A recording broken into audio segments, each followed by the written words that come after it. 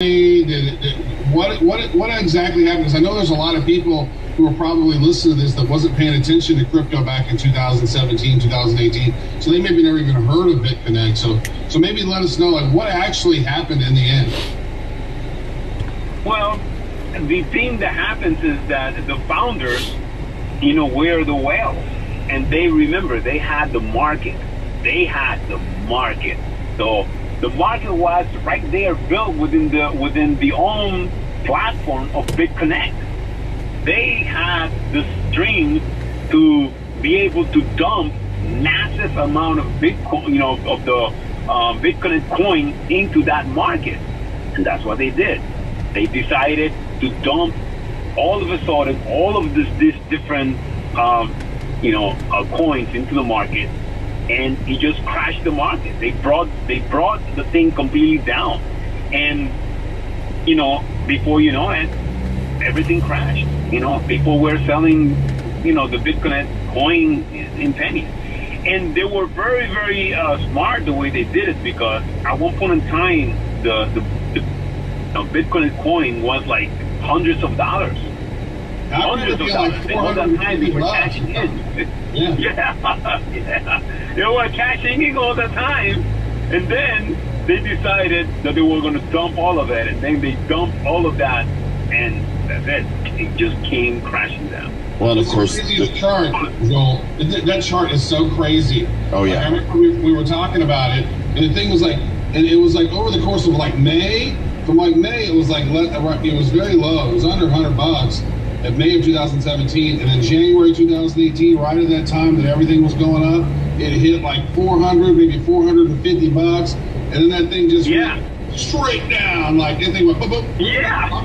It was crazy. And you see, when it went straight down, that's when they did all that dumping right at the same time. And then, of course, it had to crash because they knew exactly what they were doing. Well, we covered it on the show quite a bit at the time, and of course, governments were coming down on it, saying it's a Ponzi scheme. What I want to know is, what event was it where you were on the stage where you gave your infamous talk that has, launched 1,000 memes? And how did you get, who decided, hey, let's give this guy the microphone? Well, what happened is that I was invited into the BitConnect annual celebration, what do you call it?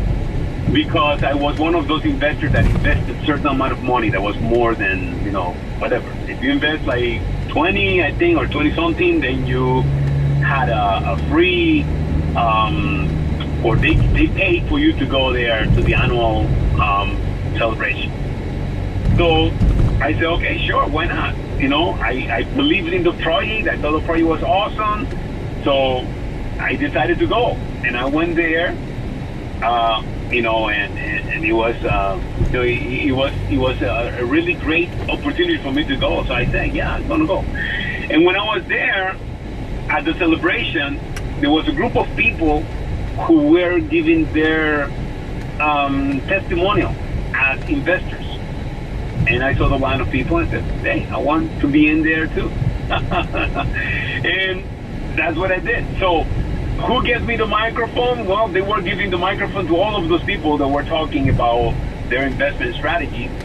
But the thing is that if you give me the microphone, game over. It's game over. Because I just explode. I just explode. I have this power and this way of just bringing the house down, and that's what I did. Bringing the house down. So we've heard some stuff. NFTs we've been doing is now doing some stuff with NFTs. And when I first saw the domain name, I was like, what? It's onlychads.fans, which is funny because it almost looks like OnlyFans. I was like, Carlos has an OnlyFans page. So what's going on with that? Yeah, you're right about that. I am actually going to be dropping some NFTs with onlychads.fan, and I really think that this is something that people got to go out there and grab, because it is like a piece of history. This is an iconic thing that people can own, and is a piece of history for the rest of their lives. I think I am the only living me that is going to be able to, bring something like this that people can own and have for the rest of their lives. For people who don't know, what is a Chad? Well, a Chad is, it's a, what do you call an alpha male, right? An alpha male is somebody who has this, magnetism, this way of just communicating and of bringing people this amazing energy, and I think that's exactly what I am.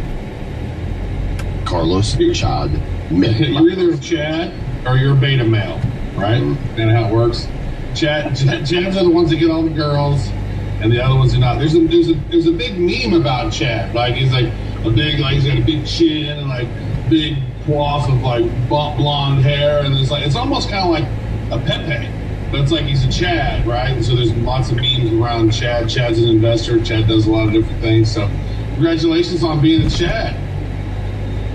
Well, thank you. I love the fact that that I am considered to be a Chad. I'm somebody who loves women. That's one of the things that's my weakness. And I love to be around beautiful women. So, yeah, I guess I am definitely a Chad. Chadlos. Here at the Republic of Bad Cryptopia, we approve of beautiful women as well, so we're on the same page. So these NFTs that you're releasing, what are they going to be? Are they original artwork, or are they clips of you? Hey, what are they? There is going to be a mixture of them. There's going to be some that are going to be of the hey time there at Bangkok and in Thailand, and those are going to be the ones that some people are going to really want and desire the most. And then there's going to be others that are going to be artwork and so on. So there's going to be a mixture. We're going to have for everyone kind of something that they can like. So that's what we're going to be doing. That is great. Any other things that you'd like us to cover on this pertaining to the NFT launch? Well, there is going to be a promotion, and people that retweet, retweet the links of Only Chat, that fan, and those links that you could probably let them know which are the links. They're going to be able to win some of the Carlos Matos NFT. So, and you can find information about the tweets. Carlos is posing with his shirt off in his Twitter right now.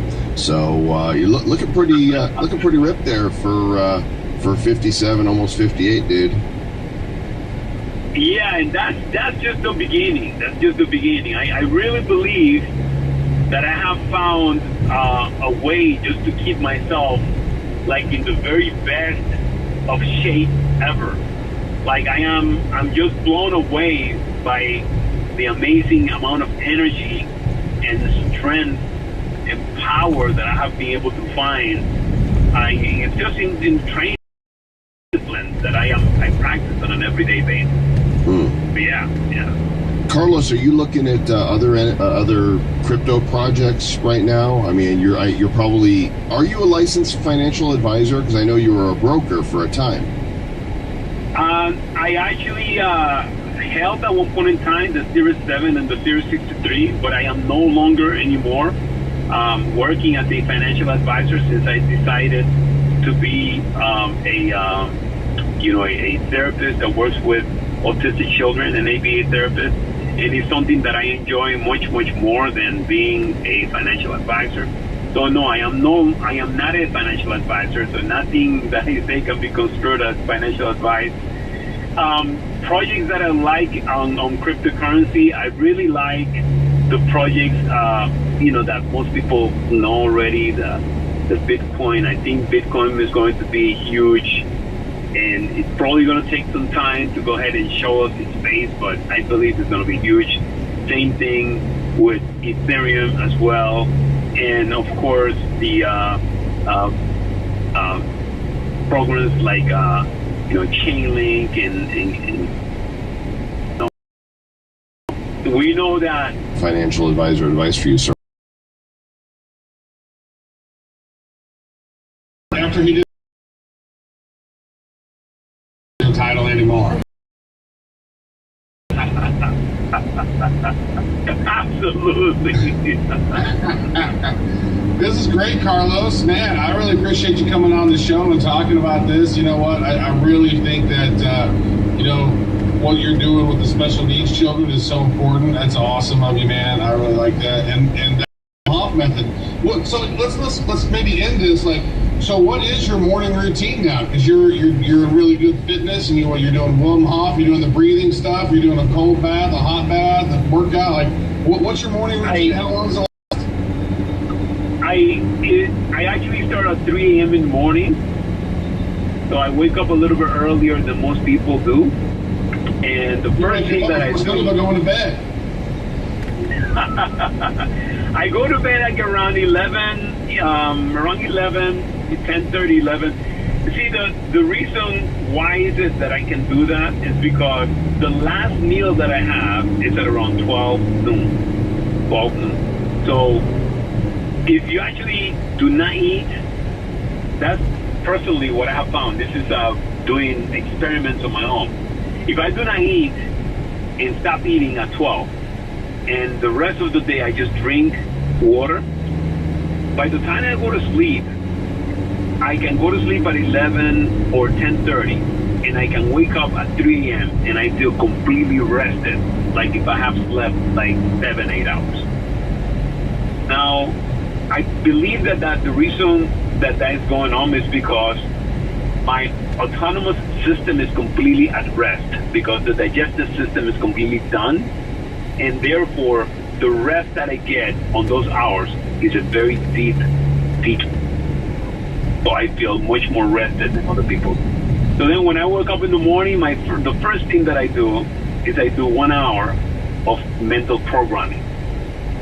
Now my mental programming is of my own, what I decide to create in my mind. Because remember that we actually become what we think about. So how is it that you truly understand what that means? You're not going to take the time every single day to make sure that you're thinking, really truly want to think about, want to become. That's one of the things that I make sure that I take the time is to mentally program myself, create the world that I envision and I want to imagine,